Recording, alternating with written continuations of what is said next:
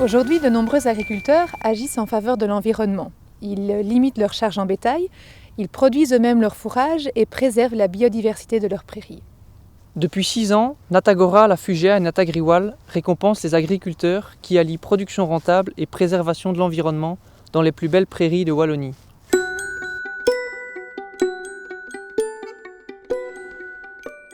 Christine Schleck a été choisie pour la faible charge en bétail qui lui permet d'atteindre l'autonomie fourragère pour ses vaches de race rustique.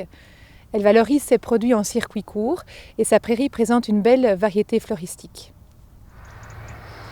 Oui, je trouve que c'est une très belle prairie parce qu'il y a beaucoup de fleurs et parce qu'on ne met pas d'azote là-dessus, c'est une haute valeur biologique et alors on a une grande biodiversité. Ça me donnait vraiment un coup de force pour continuer de faire que j'ai le sentiment d'avoir fait le chemin juste.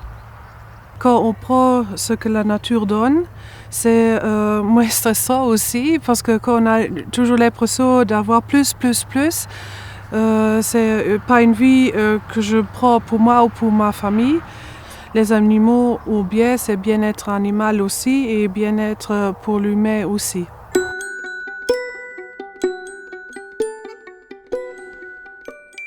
Luc Lux nous a convaincus par les aménagements qu'il a réalisés tout au long de sa carrière en faveur de la biodiversité. Il vise l'autonomie fourragère pour son troupeau de vaches limousines. Il a récemment implanté un verger haute tige et organise des animations pédagogiques. Mais je trouve que ma prairie est belle d'abord parce que depuis quelques années, on a fait une série d'aménagements, dont la plantation des fruitiers, qui est devenu aujourd'hui un nouveau secteur économique qui peut être un apport important au niveau professionnel. Et je suis content d'être dans ma prairie parce qu'aujourd'hui, je peux profiter des aménagements qui ont été faits maintenant depuis une quinzaine d'années avec des plantations de haies, avec des zones tampons qui permettent d'y mettre des nichoirs, des pierrailles et toute une série de choses qui profitent à la biodiversité, mais qui profitent en même temps à la bonne santé de mon bétail et à ma propre santé et ma satisfaction.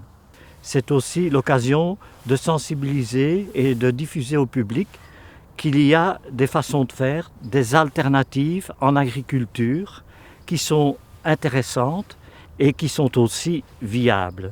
Et ça, c'est un message que je pense peut être porté à tout le public, mais aussi à des agriculteurs qui auraient encore parfois des doutes sur les changements et les alternatives qui sont possibles.